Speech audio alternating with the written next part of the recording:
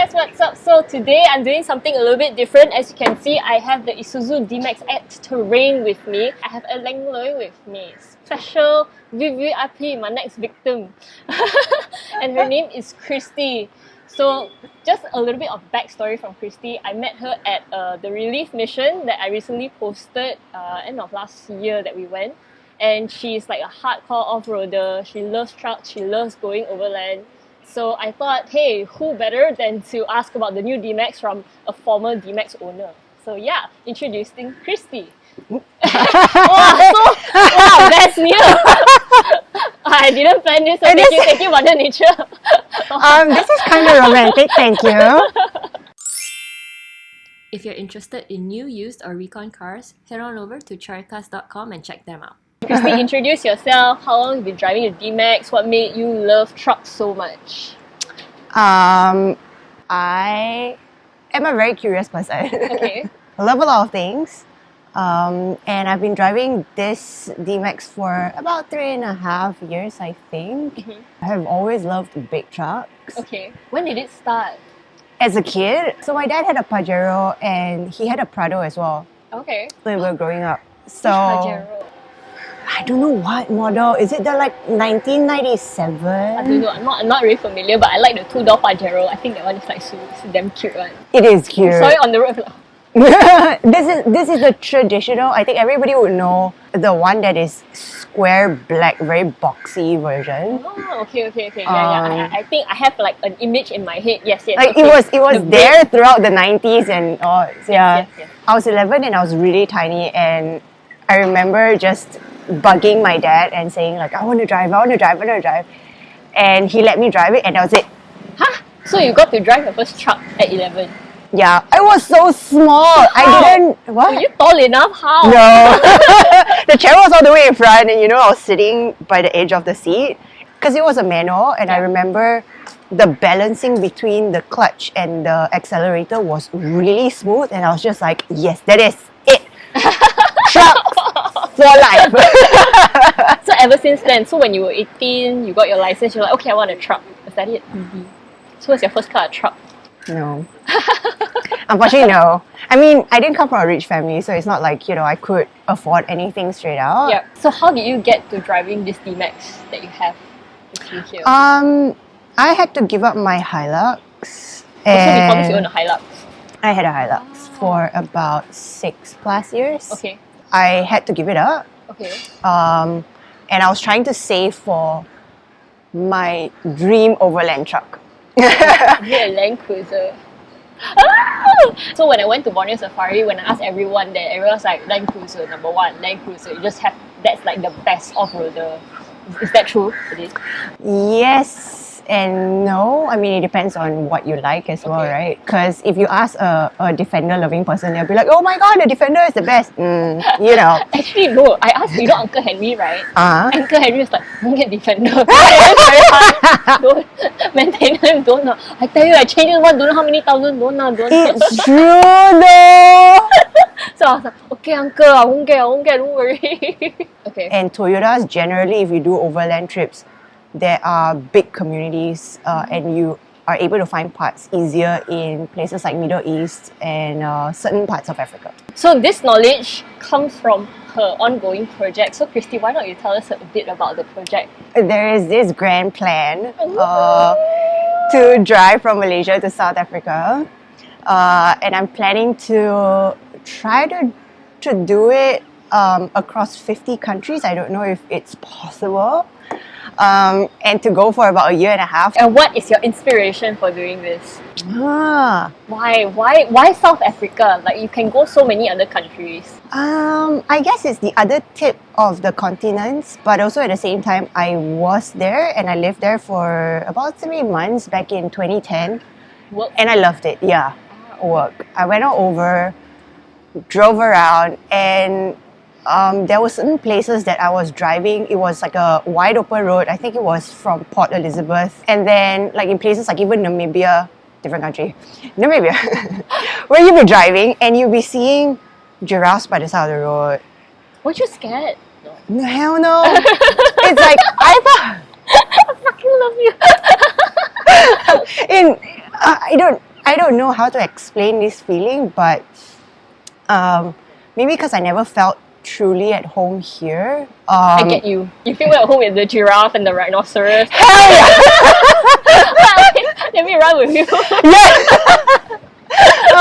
The moment I landed in South Africa, I was like, there was that deep sense of I'm home kind of feeling, right? And it's very hard to explain, but I truly fell in love with that country and that region. So the Southern African region, SADC region, I would say. The idea was always to go back to South Africa to visit. Halfway through, I think about 2015, 2016, I was like, oh my God, I love driving, right? I love trucks. I love going off-road. So why don't I just drive, Yeah. right? Like Yes. at that time, I wasn't single, but Now you are. now I am. Yes. The best thing for me is to explore, because I'm always curious. I always want to learn things. I want to experience the world the way locals see it and feel it. So you have a very strong message behind this overlanding thing. Talk us through that. I guess sometime after finding myself single, which is the best thing ever, I was really thinking about life and thinking about the things I want to do in my life, or the kind of person I want to be ultimately. And I realized that from a very young age, I had this very deep sense of knowing that this life of mine is to help people.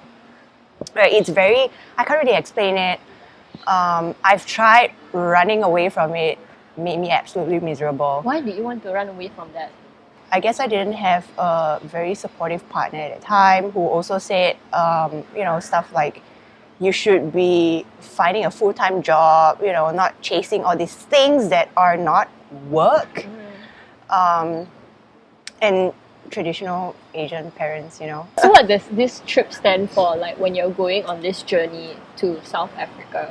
For me personally, it's a challenge, a personal challenge, as well as just seeking out others who maybe have gone through the same experiences as I have. But also, it ties together sustainable, regenerative ideas around not just travel but culture, break stereotypes in terms of what it is to be a survivor, but also at the same time what it means to have success.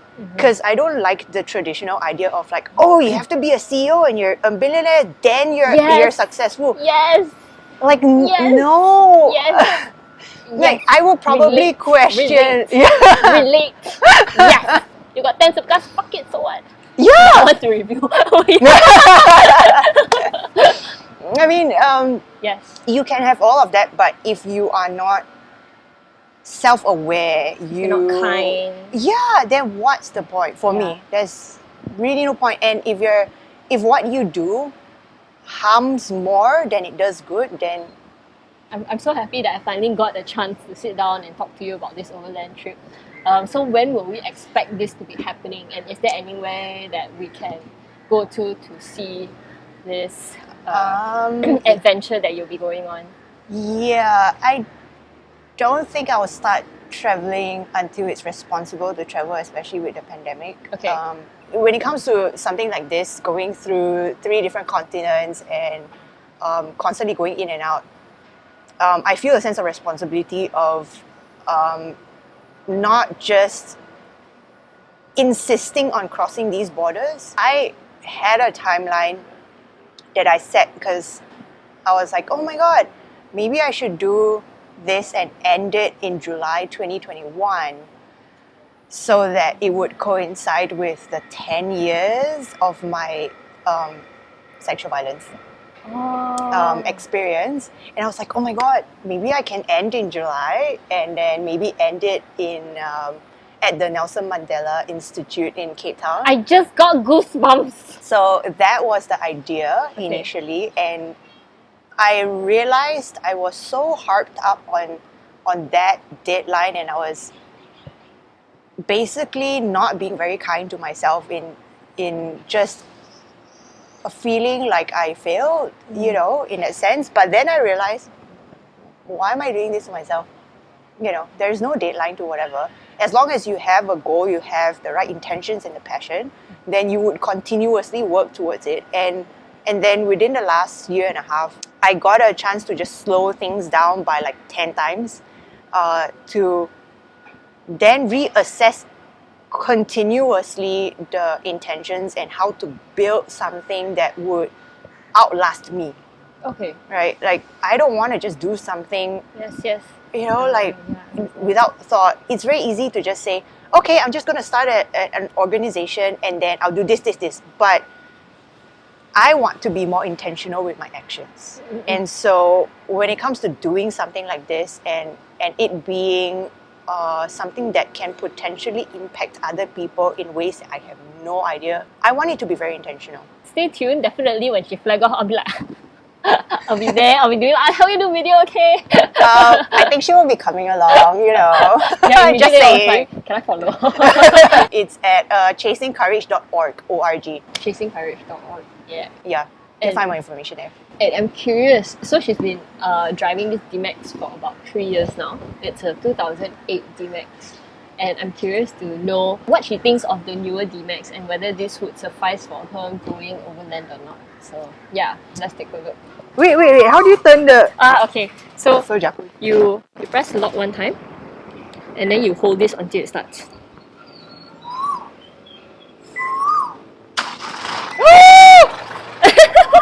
So yeah, we obviously didn't care about the exterior and she's going straight for the interior right Yeah, now. no. I mean, okay. Outside, it's very good. The rim... Okay, the rim, yes. This, I read, it was 18-inch, right? Yeah. The old one, the 2008 model, is a 16. So I do wonder how the handling feels like with the difference. Okay. Okay, like, it has a really cool look. Honestly, it's a very... Thank you. Okay. The color is a bit bright and loud, which you can probably see from Mars. It's good, ma. When you go desert, you're like, where my car? Oh, there my car. Correct. And then maybe if you roll your truck off-road, then you know people can see it from if you fly a drone, you get, hey, the orange car. Or maybe they think sunset, you know. So what do you look for in a 4x4 when you decide to like go off-roading or if you want to go South Africa? At this point, I would not go for something that is too highly electronic. Okay. Just because if it breaks down and you want to fix something, if you need a computer or you need an expert to be able to take apart your electronics, I mean, that's going to cost you a lot of money and it's going to cost you a lot of time, especially when you're going through countries that don't really have the support for the new type of cars. Okay. Then, The more mechanical, the better, basically. yeah, I think that's why people go for the Defender. I think that's one of the arguments for people taking Defenders, like the 200 TDIs and stuff, for overland trips, because they can just swap out stuff, you know. Yeah. Anything else you would like to see? Maybe the back, maybe the cargo space. Yeah. I feel like a salesman now. Yeah. You see? Wow, this one no, this one have to close first. You close and then you open. You tell the difference. The difference one, okay? You go close that one and then you go. Very bad. Okay. This is very heavy. That is so light. So when she opens it, you have to assist it all the way. And it's so heavy. But this one, you can just let it go. Tailgate assist. Yes. That's a damn good feature though, I have to say. Me too. I am so in awe of that hydraulic feature, just because sometimes you're like, ugh! Yeah. And after you've like loaded everything here already, you're like, wow, shit, I have to push this up. And sometimes when it's like on a hill and you have to push it up a hill. Oh my god, yeah, especially if it's heavy as well. Yes. And No, but this is so cool. this is like a sliding cargo thingy majiggy. I forgot the name. I forgot the term. Tray? But yeah, tray. So this is how you do it. You push it up and then you pull it. I really like this. This is one of the features that I really, really like. Just because a lot of the times when we're loading the back of a pickup truck, you're like, you're trying to reach across, that's right? true.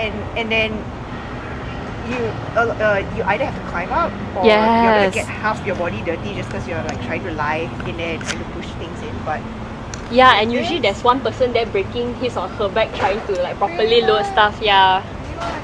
This is amazing. Okay, so it's time to go inside. This is, oh my god. 8-way, okay? I read it was like 8-way. 8 ways. Like, hello, I am so not spoiled when it comes to my car. Yeah, right. This one really spoiled one. Really spoiled. Yeah, this for spoiled people. Okay, now.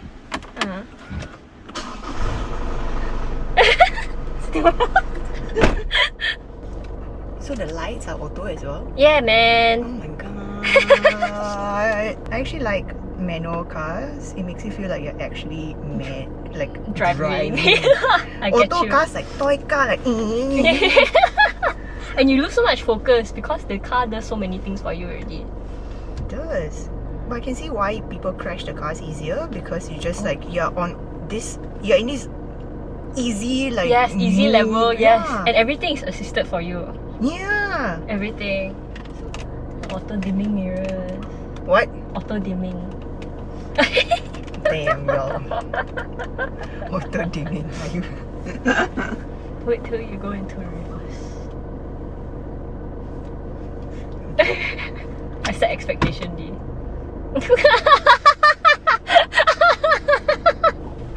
Guys, do you really need a screen that big to show you how to reverse?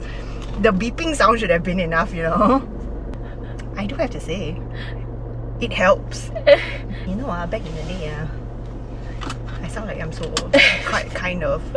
My soul very old. But you know, back in the day, all you hear is beeping sound, you know? And then you have to look in the mirror.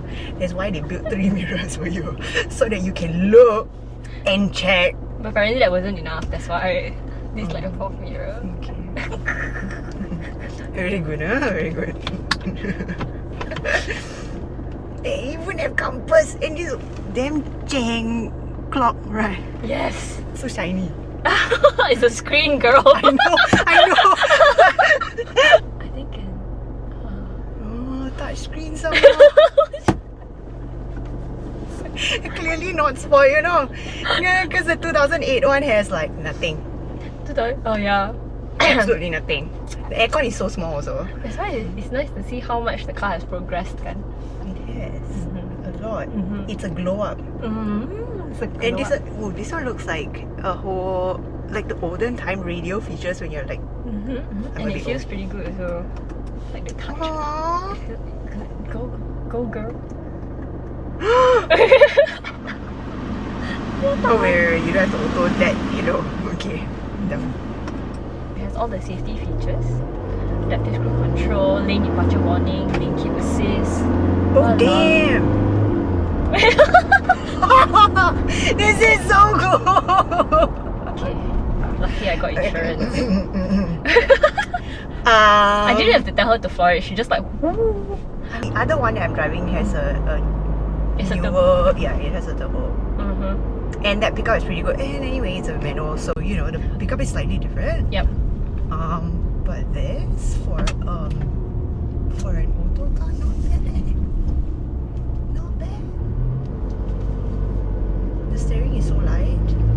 And it's I like. leather wrapped. She's like, what the fuck you telling you all this? So extra. Oh my god, one-hand driving. Do you know how you cannot really do that? Otherwise, some trucks have such heavy steerings. It feels good. It's very quiet. Is yours noisier? It was very noisy when the window was broken. No, but I can hear the engine. It does sound pretty loud. Do you prefer hearing the engine or not? Prefer, I would say. Then at least I know, I can tell if there's something wrong with the engine. But some of the things that I like doing to test myself is sometimes to learn how to drive by feel as well. not really by listening. So when there's less traffic, I would blast music in my ear with earphones and then drive my manual, the Isuzu, just by feel.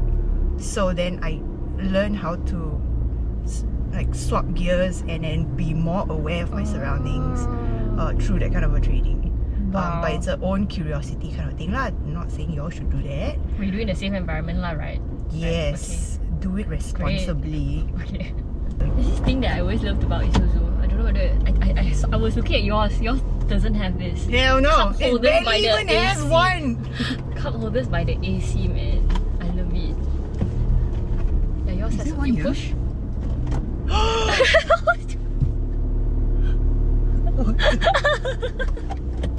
So would you consider this car for I would consider this car for urban drive more so.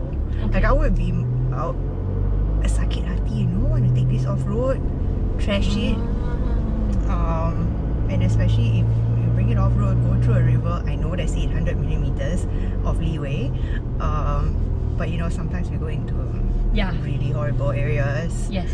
I get you. Yeah, like I'm slightly more of a tougher drive kind of person. We did postgo during the rainy season in December, and postgo it's one of the toughest drive, especially during the rain inland.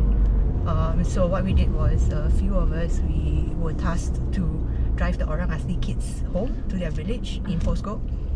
Postgo is a place. Yes. Okay. Orang Asli village in I think Pahang. I don't think we really went through any rivers, no. But you know, But if it's raining through the jungle, it's very very muddy. difficult. Yeah. Yeah, it'd be interesting to bring this off road though, just to see how it handles. Very interesting engine sound. Like I'm not kidding. This is Really? Why? it sounds slightly more, for the lack of a better way to term it, like slightly closer to a lorry sound. Oh, okay.